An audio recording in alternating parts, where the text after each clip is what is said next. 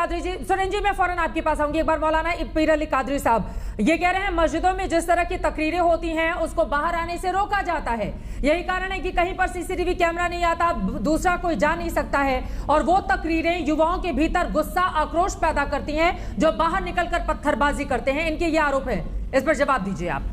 और कल की तैयारी, यूपी पुलिस की कल की जो तैयारी है, आपको लग रहा है कि बिल्कुल सही दिशा में सही कदम बढ़ा रही है वो पिछले तमाम शुक्रवार की घटनाओं से सबक लेते हुए?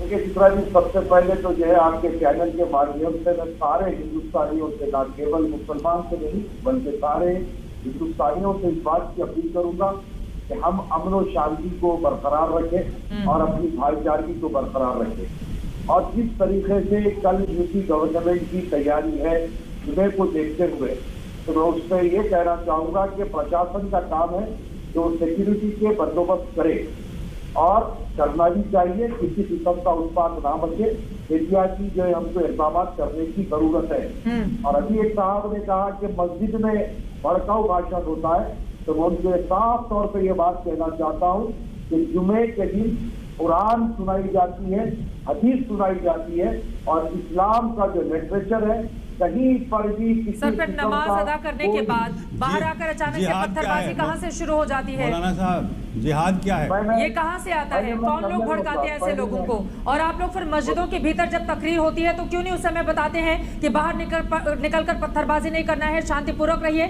और अपने अपने घरों में जाइए? आप जैसे लोग क्यों नहीं बताते हैं इस बात को? कई बार ऐसा हुआ है कि मस्जिदों में नमाज खत्म हुई, बाहर निकले और उसके बाद अचानक से पत्थरबाजी शुरू हो जाती है। यह हर जगह का हाल नहीं है, लेकिन ज्यादातर जगहों पर इस तरह की स्थिति पैदा हो जा रही है, खासतौर से जो इसके बाद। सुनिए चित्रा जी, आप पहले काम कीजिए कि सईद अंसारी साहब को डिस्ट्यूट कीजिए, और भी कोई लोग हैं तो उनको डिस्ट्यूट कीजिए। मस्जिद के अंदर क्या तकरीरें होती है आपके अपने पीर के लोगों को दिखाकर दिखा दीजिए। वहां पर मस्जिद में कोई भी जो है हंगामा करने की बात कतई तौर पर नहीं होती, बल्कि ये कहा जाता है कि आप अमन और शांति से अपने घर को चले जाए।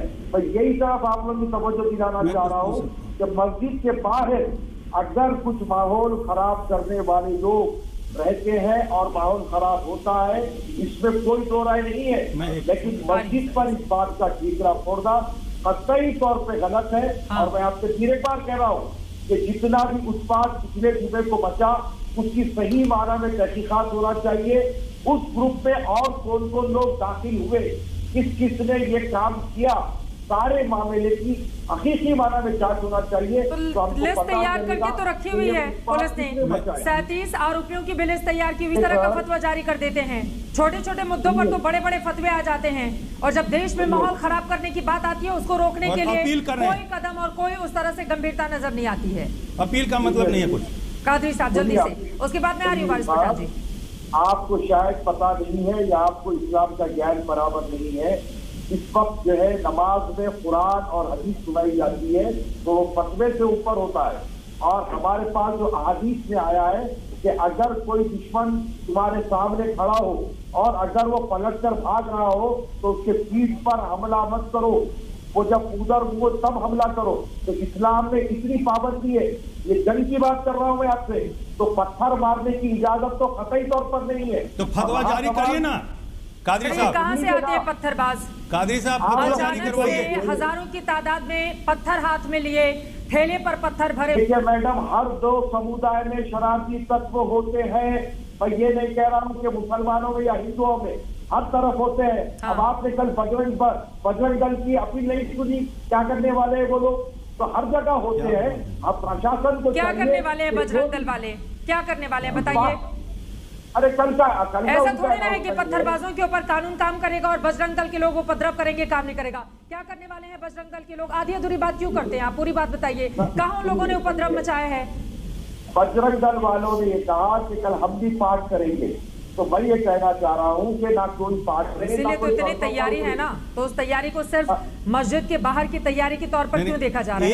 एक ही जैन साहब के पास में जाती हूँ, इस बार को धोखा दे दिया गया था, भरोसा देकर के कुछ नहीं होगा, लेकिन कानपुर में भरोसे का क्या कत्ल किया गया, बता दिया गया कि नहीं की जाएगी किसी भी तरह का विरोध। क्या हुआ? अरे मुझे बोलने दो ना। आ रही हूँ वारिस साहब, आ रही हूँ, एक बार कादरी जी की बात हो जाए। देखिए मैडम, मैं एक कब बात आ रहे फिर हैं आप? तो आपसे सभी कह को रहा पिछड़े हूँ कि मुझे खाली आज बिठा के का रख दिया कोई है भी आपने, चित्रा जी। हिंदुस्तानी, सुनिए सर, आज का कोई भी हिंदुस्तानी, चाहे वो मुसलमान हो कि चाहे वो हिंदू हो, कोई भी आदमी फसाद सतही तौर पर नहीं चाहता। वो अपनी जिंदगी सुकून से गुजारना चाहता है। और जहां तक के बाद हमारे जो गैर साहब कह रहे हैं, मैं उनको ये कहना चाहता हूँ कि जितनी भी अपील मुस्लिम समुदाय के मौलवी मौलाना ने की, बराबर उसका असर हुआ। लेकिन कुछ शरारती तत्व है जो अपने मफादात की खातिर हमारे देश का माहौल बिगाड़ने की कोशिश कर रहे हैं। कौन है इसके पीछे? कुछ शरारती तत्व, इनके पीछे कौन है? PFI है? कौन है? नाम लेकर बताए ना कौन है। उसके खिलाफ तो कार्रवाई की जाने की जरूरत है ना।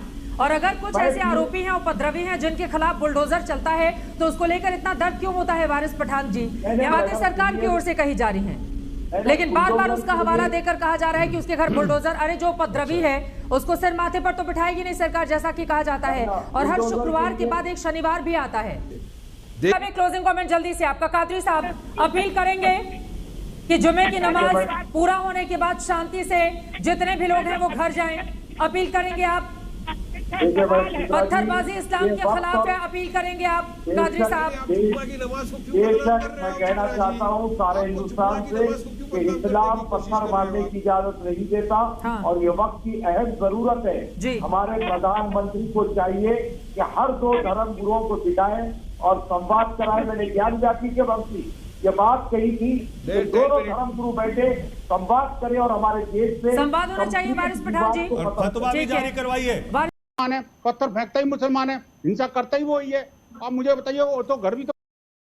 मौलाना साहब, यहाँ पर बुनियादी सवाल इसी बात का उठ रहा है। मांगनी चाहिए। ठीक है, मैं आऊंगी एक बार मीसम जैदी के पास फिर जाएंगे, लेकिन उससे पहले मौलाना जी ये बताइए कि क्या ये वक्त है कि नमाजियों का इस्तेमाल उपद्रवों में होना बंद हो? इसके लिए भी प्रयास समाज के भीतर होने चाहिए। कैसे होंगे? ये धर्म गुरुओं के ऊपर भी एक बड़ी जिम्मेदारी है। देखिए मैडम, जिस हिसाब से हमारे देश में जहर फैलाया गया और जहर फैलाने की कोशिश की जा रही है, इसके ऊपर हमारे नरेंद्र मोदी जी, प्रधानमंत्री जी ने बहुत ही शानदार इकदाम किया, स्टेप किया और भड़काऊ किस्म के बात करने वालों पर उन्होंने FIR करवाए। अब तो कम से कम लोगों को समझ जाने की जरूरत है। देखिए, यहाँ पर हम टीवी चैनल पर किसी की औकात बताने के लिए नहीं बैठे हैं। हर कोई अपनी एक औकात रखता है और इसीलिए आकर यहाँ पर वो बैठा है। तो ऐसी भाषा से भी हमको थोड़ा परहेज करने की जरूरत है। किसी पर जाति टिप्पणी करने से डिबेट का हल नहीं होगा, बल्कि सारे देश में गलत संदेश जाएगा। अब रही बात मैडम, मेरा अपना ये कहना है कि जितने भी धर्मगुरु हिंदुओं के हो या मुसलमानों के हो, ये उनकी जिम्मेदारी है और मैं अपने आप को भी इसमें जिम्मेदार समझता हूं कि हम हिंसा से बचें और अपनी अपनी कम्युनिटी में इस बात की अपील करें। और बिलखुसूस कल जुमा है, हम तो बारहा ये अपील कर रहे हैं और एक हम चाहते हैं कि हिंदू मुसलमान दोनों धर्मगुरु बैठे संवाद करें, हर दो कम्युनिटी के लोगों। लेकिन मौलाना साहब, यहाँ तो आप कह रहे हैं कि दोनों ही जो संप्रदाय हैं उनके धर्मगुरु आपस में बैठे हैं, लेकिन यहाँ तो जो हिंसा हुई उसमें फिलहाल किसी हिंदू संप्रदाय का तो हाथ ही नहीं था। एक पार्टी की प्रवक्ता का दिया गया बयान नागवार गुजरा था, उन्होंने कार्रवाई भी की। जो भी हिंसा हुई वो तो मुस्लिम समाज की तरफ से की गई थी। और मेरा आपसे प्रश्न भी यही था कि अब ये जिम्मेदारी आप जैसे लोगों के कंधों पर है कि वो आने वाली जनरेशन को कम से कम ये रास्ता दिखाए कि पत्थर उठाने से भविष्य नहीं बनेगा, कानून को हाथ में लेने से भविष्य नहीं बनेगा। अपने और अपने परिवार के बारे में पहले सोचें। जरा सुन लीजिए अब आप। हाँ। लास्ट जुमे को जो प्रॉब्लम हुआ, जिस हिसाब से पत्थर उठाए गए, हमने तो सारे मुस्लिम समुदाय को यह बात कही कि खुदा के लिए अपने मुस्तकबिल को डार्क में मत लेकर जाओ। हमारे नबी करीम सल्लल्लाहु अलैहि वसल्लम ने भी ये तालीम दी है कि हम किसी पर पत्थर ना मारे। और आपके चैनल के माध्यम से फिर कह रहा हूं, पत्थर मारना मुसलमान की निशानी नहीं है, लेकिन गवर्नमेंट की भी जिम्मेदारी है कि नुपुर शर्मा को अरेस्ट करे हिंदुस्तानी कानून के हिसाब से। मौलाना साहब, बेहतर नहीं होता यदि आप ये कहते कि उन सबकी अरेस्टिंग हो जिसने जिसकी भावनाओं को भड़काने वाला बयान दिया है, क्योंकि ये काम दोनों तरफ से हुआ है, दोनों तरफ से हुआ है काम। और कई सियासी पार्टियों के दिग्गजों ने ऐसे बयान दिए हैं, उनके भी नाम लिए जाने चाहिए। सुनिए, रहमानी साहब पर भी FIR होना चाहिए जो इस डिबेट में गड़बड़ हुई, और जिन्होंने भी भड़काऊ भाषण दिया है तमाम पर FIR भी होना चाहिए, उनकी गिरफ्तारी भी होना चाहिए। ठीक है मीसम जैदी, अब देखिए यहाँ तो जो धर्मगुरु है वो भी इस बात को कह रहे हैं, अब तो आप लोगों को भी मान लेना चाहिए ना, या इस पर सिर्फ राजनीति ही होगी? ठीक है, मौलाना पीर अली कादरी जी बताइए, जब हेट स्पीच की बात होती है, नफरत भड़काने की बात होती है, तो लोग अपनी सियासी पार्टियों के बयानवीरों पर क्यों चुप्पी साध लेते हैं? देखिए आस्था जी, सबसे पहले बात तो ये कहूंगा कि हर वो भड़काऊ भाषण पर हमारे अपने कानून को एक्शन लेने की जरूरत है। अभी आपने गोयल साहब की बात सुनी, जुमे की नमाज रोकने की बात कर रहे हैं, क्या इससे हमारे देश में सौहार्द बाकी रहेगा? किस कदर जहरीली बात ये कर रहे हैं, ये तो सोच ले। नेशनल टेलीविजन पर बैठकर आप एक उम्र के ऐसे हिस्से में हैं जो आपको बुजुर्ग कहा जाता है, आप ऐसी बात करेंगे तो देश का युवा कहा जाएगा? बताइए, मैं आपसे छोटा हूं, मैं कैसी बात कर रहा हूं आप ये देखिए। अरे सर, आप ऐसी बात मत कीजिए, हमको ऐसा भारत नहीं चाहिए साहब। हम चाह रहे सौहार्द बना रहे, आप जुमे की नमाज बंद करने की बात कर रहे। और सर, आप जो इस मजहब में आस्था रखते हैं, आप वहां की किताबें पढ़िए, हमारे जो मजहब में किताब में लिखा हुआ है वो हम पढ़ेंगे।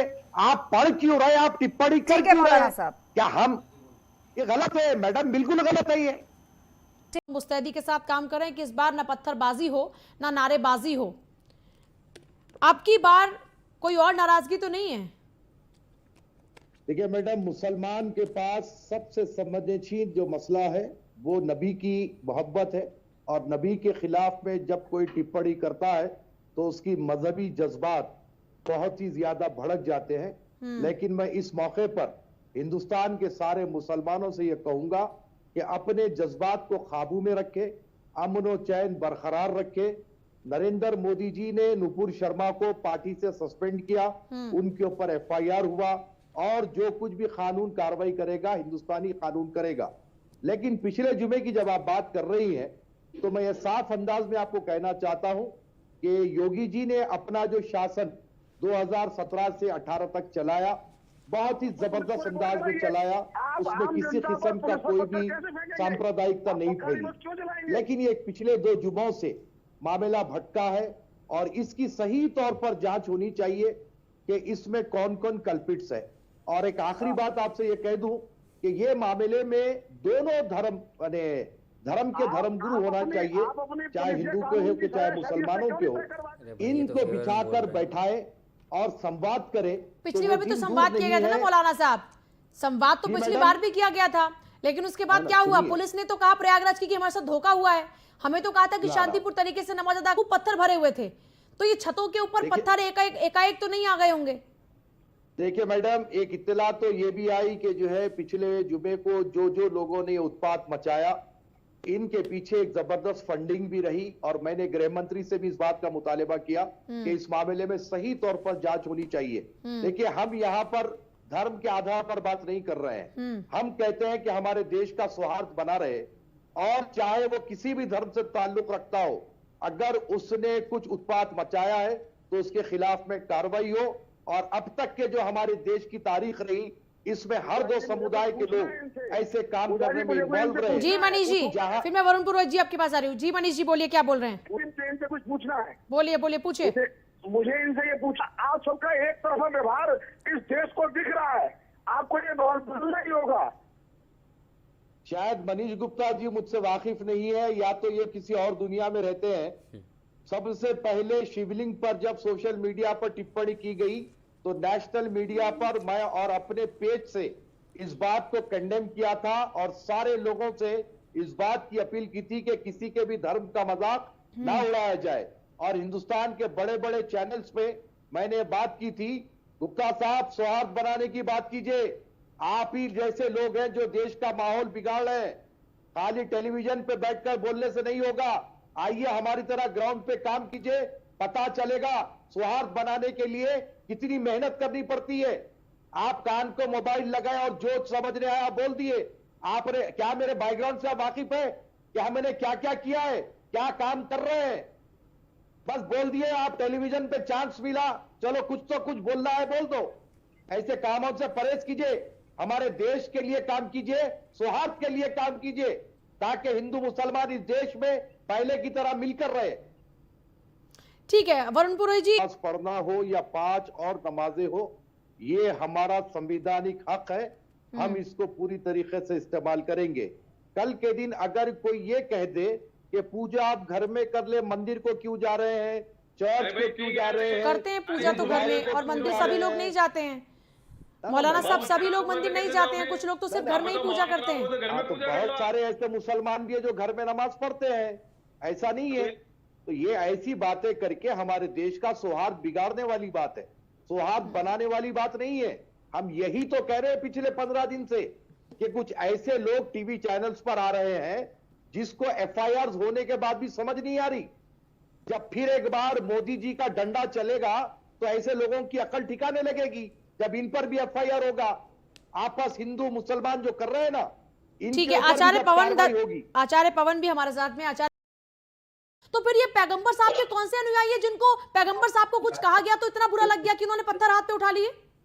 देखिए मैडम, सरकार मदीना सल्लल्लाहु अलैहि वसल्लम यकीनन अफो दरगुजर यानी माफ करने का तरीका अपनी उम्मत को सिखलाया है। लेकिन जहां हम मुसलमान हैं तो हमारे भी कुछ फराइज होते हैं। जब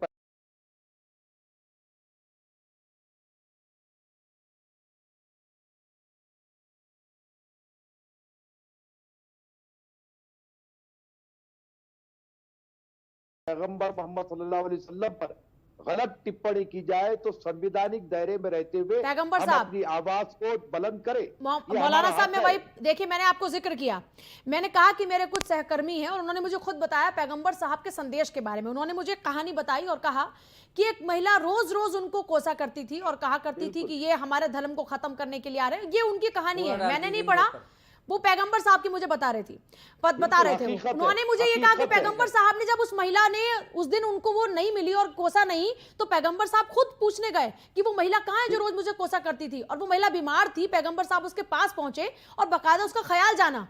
तो जो पैगंबर साहब खुद उस रास्ते पर चल रहे, तो उन्हीं पैगंबर साहब को फॉलो करने वाले उनके रास्ते पर क्यों नहीं चल रहे हैं? एक महिला के कारण कैसे आग लग जाती है फिर? ना मैडम, आग लगने वाली बात नहीं है। हम बराबर माफ करने का भी जज्बा रखते हैं, हर तरीके का जज्बा रखते हैं। और इस्लाम धर्म जो है भाईचारगी मोहब्बत सिखाता है। और मस्जिदों में जो बयान किया जाता है, कुरान बयान किया जाता है, हदीस बयान की जाती है, ना कि किसी किस्म की कोई भड़काऊ बात बताई जाती है। ये सारा देश सुन ले कि इस्लाम एक अमन पसंद मजहब था, है और रहेगा। और जो कोई इस्लाम को मानेगा वो अमन पसंद ही रहेगा, वो कभी भी उत्पात नहीं मचाएगा। फिर दंगा फैलाने वाले लोग कौन हैं? फिर ये इस्लाम को फॉलो नहीं करते क्या, जो पत्थर हाथ में पकड़े बैठे हुए हैं? हर धर्म में उत्पात मचाने वाले शरारती तत्व होते हैं। एकाध हो, 10 हो, 12 हो, 15 हो तो समझ में आता है। ये एकाध 10, 15, 20 तक की तादाद नहीं थी ना मौलाना साहब, ये तो आप जानते हैं कि हजारों की तादाद में लोग थे। मैं आपको सुना दूं, अगर आप लोगों को थोड़ी तकलीफ होगी ये बात बोला, तो हैदराबाद में एक दौर था जब यहाँ पर जो है गणपति की यात्रा निकलती थी तो हर साल फसाद होता था। लेकिन जब से हिंदू मुस्लिम आपस में सुराग बढ़ाए वो चीज खत्म हो गई। वो भी गलत है और ये भी गलत है, किसी भी तरीके से इसका वो नहीं हो सकता। सब गलत है, सब गलत। आप जो ऐसा करेंगे वो सब गलत है।